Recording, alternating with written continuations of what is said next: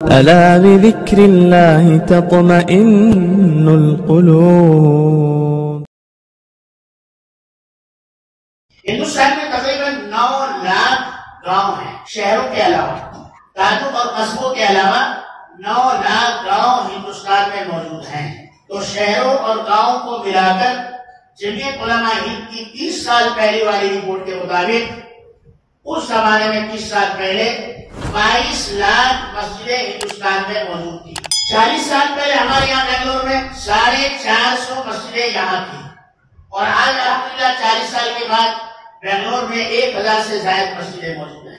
تو اگر کوئی ہندوستان میں 30 سال پہلے یا 35 سال پہلے 22 لاکھ مسجدیں تھی، تو آج کی ابھی 44 لاکھ مسجدیں ضرور ہوگی. اور الحمدللہ یہ مسلمان قوم جس میں مشکل سے 5 یا 10% لوگ کھاتے پیتے لوگ ہیں، ورنہ سب جو ہیں بہت زیادہ محنت کر کے اپنے گھر چلاتے ہیں. کسی کے پاس سرمایہ نہیں ہے، غیر مسلموں کی طرح، ہندوؤں کی طرح.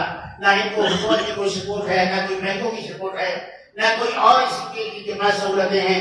اس سہولت کے باوجود بھی اگر حساب لگا جائے 44 لاکھ مسجدوں کا، تو ان مسجدوں میں ایک امام اور دوسرے مؤذن، اگر ہر مسجد میں 2 آدمی لگائے جائے تو 44 لاکھ مسجدوں کے 80 پر 8 لاکھ آدمی ہوتے ہیں جن کا خرچ یہ ہماری قوم چلا رہی ہے. 80 پر 8 لاکھ لوگوں کا خرچ. بھائی امام صاحب کا خرچ کتنی جیب سے جاتا ہے؟ پوری قوم کی جیب سے جاتا ہے.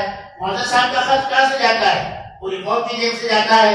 تو یہ مری مری قوم جس کو 70 سال میں انہوں نے نڈال کر دیا، جہاں جہاں جو تھے سارے کاروباروں کو ختم کر دیا، مراد آباد کے برتنوں کو ختم کر دیا، اور کرناٹک کے جو ہے یہاں ریشم کے کارخانوں کو بند کر دیا، اور نہیں معلوم ہندوستان کے کس کس ملک میں کیا کیا ہوتا تھا. وہ سارے کے ساری صنعتوں کو بند کر دیا گیا اور مسلمانوں کو مجبور کر دیا گیا. آج مسلمانوں کا ایک بڑا حصہ روڈ پر کھڑے ہو کر مونگ پھلی اور کیلے اور سیب اور فروٹ بکاتا ہے ٹھیلی پر کھڑا ہو کر. لیکن جب کوئی مدرسے والا مسجد والا پہنچتا ہے تو وہ بھی کہتا ہے کہ نہیں 10 روپے لے جاؤ، یہ میری طرف سے مسجد کے لیے ہے. کوئی ایمان والا ایسا نہیں جو مسجد اور مدرسے کا درد نہ رکھتا ہو.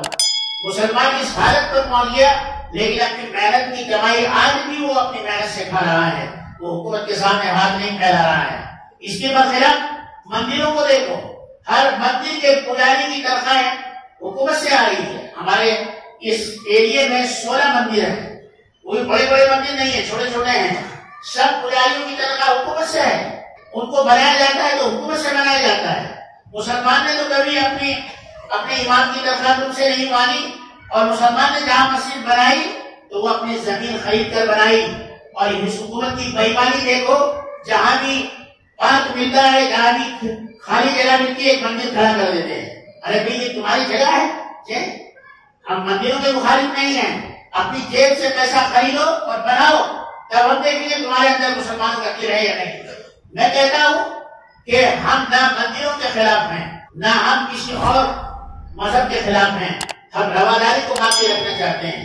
ہمارے یہاں بلے شاہ رحمۃ اللہ علیہ بڑے بزرگ گزرے ہیں، انہوں نے کہا کہ بے شک مندر مسجد توڑو، بلے شاہ یہ کہتا ہے.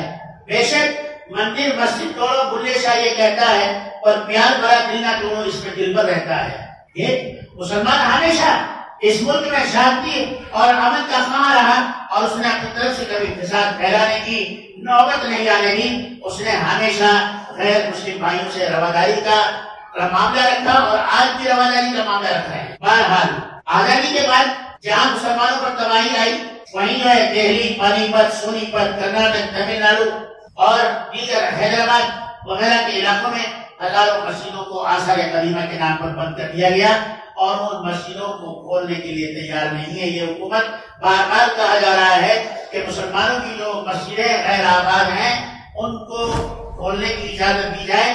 مسلمان ان کو آباد کرنا چاہتے ہیں، لیکن حکومت چاہے وہ کانگریس کی رہی ہو چاہے یہ حکومت ہو، کوئی بھی مسجدوں کو آباد کرنے کی اجازت دینے کے لیے تیار نہیں.